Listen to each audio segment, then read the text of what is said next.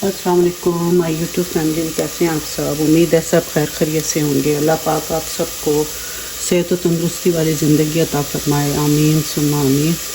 आज मैं आपके लिए रेसिपी लाई हूँ कड़ी पकोड़ा की, जो कि बहुत ही मज़ेदार यमी रेसिपी है और घर के हर फर्द को तकरीबन पसंद होती है। तो इसे देखिएगा आप एंड तक कि कैसे मैंने बनाई कड़ी पकोड़ा रेसिपी। तो आइए चलते हैं रेसिपी की जानिब। ये मैंने एक छोटा सा प्याज ले लिया है, इसको बारीक काट लिया है और इसमें हम हाफ कप से भी कम हम ऑयल डाल देंगे। बाद में इसमें तड़का लगेगा तो वो फिर बैलेंस हो जाएगा ना। तो इसको थोड़ा हम ब्राउन करते हैं, ठीक है।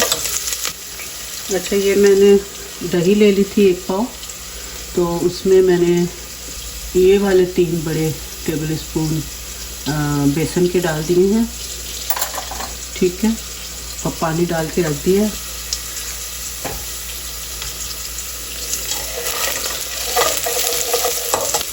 डिफरेंट तरीक़ों से ये कड़ी बनाई जाती है और मेरा स्टाइल ये है जो मैं बना रही हूँ। बहुत ही सिंपल रेसिपी है, बिगनर्स के लिए बेस्ट है।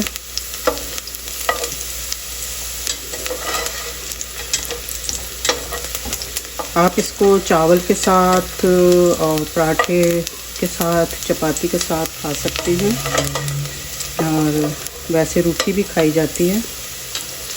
1 टेबल स्पून मैंने इसमें अदरक लहसुन का पेस्ट डाल दिया है। साथ ही मैं इसमें थोड़ा सा पानी डालूँगी। थोड़ा सा मिक्स हो जाए अदरक लहसुन का पेस्ट मसाले में, तो मैं मसाला डाल देती हूँ। हाफ टी स्पून इसमें हल्दी जाएगी और 1 टीस्पून इसमें नमक जाएगा और 2 टीस्पून इसमें लाल मिर्च जाएगी ना। अपनी मर्ज़ी के मुताबिक ही आप नमक और मिर्च कर सकते हैं। तो बस ये 2 चीज़ें जाएंगी इसमें और 3 चीज़ें बाकी पकोड़ों में धनिया जीरा उसमें जाएंगे ना, ठीक है। इसको भून लेते हैं। मर्ज़ी आपकी, आप जो भी इनमें से जो भी चीज़ आप स्किप करना चाहें तो कर सकते हैं।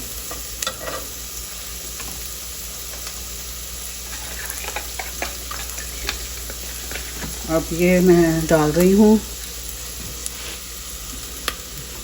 दही का जो लस्सी बनाई हुई है और साथ बेसन, ये हम डाल देते हैं। थोड़ा पानी और डालेंगे, मतलब कि पकने के बाद हम ये इतना बैटर होना चाहिए कड़ी का ना। तो ये हमने पानी डाल दिया इसमें। ये बैटर डालने के बाद लस्सी का आप इसको मुसलसल चम्मच हिलाएंगे जब तक उबाल नहीं आ जाता, फिर हल्की आंच पे रख देना। अगर अभी फ़ौरन बाद आप चम्मच नहीं हिलाएंगे तो बेसन जो है वो नीचे बैठ जाएगा, ठीक है ना। तो इसको अच्छी तरह हम चम्मच हिलाते रहेंगे जब तक उबाल आए। अच्छा, ये अब पकोड़ों के लिए हमने ले लिया है, तो इसमें मैंने लाल मिर्च डाली है, हल्दी और नमक। तो इसमें और डाल देते हैं लाल मिर्च, नमक और धनिया। मैंने पहले भी डाला है धनिया, तो ये चीज़ें हमने डाल दी हैं। और साथ ही 1 टेबल स्पून के बराबर मैंने धनिया लिया साबुत। इसको थोड़ा सा हम हथेली पे मसल लेंगे और फिर ये इंटर कर देंगे इसमें, ठीक है। और ये मैंने बेकिंग सोडा है, हाफ टी स्पून मैं लूँगी, ठीक है। बेकिंग सोडा डालना है, बेकिंग पाउडर नहीं डालना। और ये मैंने 1 टेबल स्पून के बराबर मेथी ली है, कसूरी मेथी। इसको भी हम ऐसे करके डाल देंगे मसल के। इसमें खुशबू बहुत अच्छी आती है पकौड़ों में। और ये हरी मिर्चें मैंने 3 ली हैं और धनिया है और प्याज है, ये भी हम इसमें डाल देते हैं।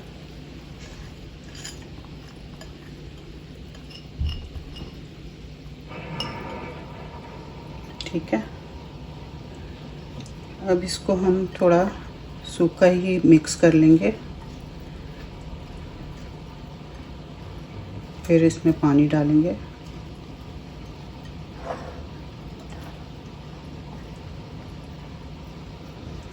आप इसमें मसाले और भी डाल सकते हैं अपनी मर्ज़ी के मुताबिक।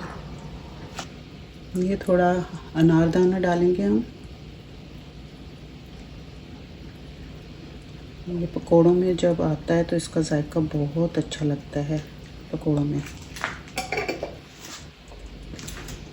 अच्छा, अब इसमें हम पानी शामिल कर देंगे पकोड़ों के लिए। जितना ज़रूरत है उतना ही डालेंगे, ज़्यादा पतला नहीं करेंगे बैटर को।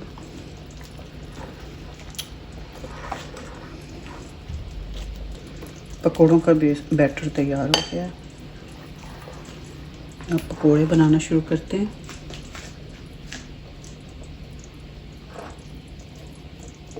कढ़ी हमारी तैयार हो गई है, तो अब इसमें पकोड़े फ्राई करके डालेंगे। देखिए, एक साइड हमारी ये डन हो गई है पकोड़ों की, दूसरी साइड हो जाए।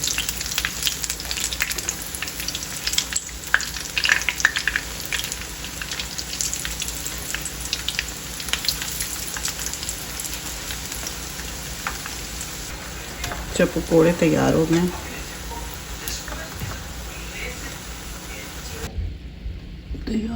पकोड़े।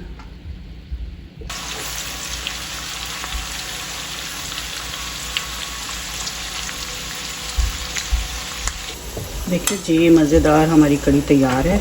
अब इसमें हम ये पकोड़े डाल देते हैं।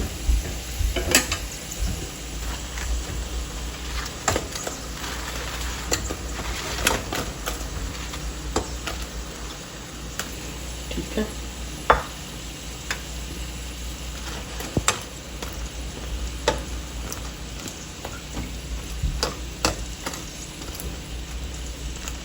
अच्छी तरह से इसको डिप कर देते हैं पकोड़ों को, और फिर हम इस पर ये डाल देंगे प्याज।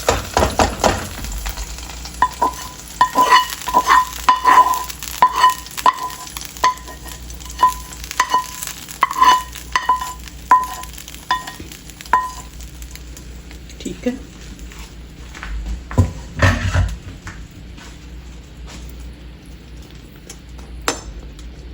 मज़ेदार हमारी कढ़ी तैयार, कढ़ी पकोड़ा।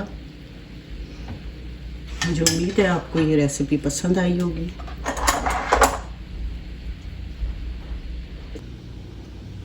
मेरी रेसिपी अगर पसंद आई है तो प्लीज़ मेरे चैनल को लाइक शेयर सब्सक्राइब करना मत भूलिएगा, और एक प्यारा सा कमेंट भी कर दिया करें, और जिसमें आप बताएं कि आपको कैसी लगी मेरी रेसिपी, और शेयर भी किया करें।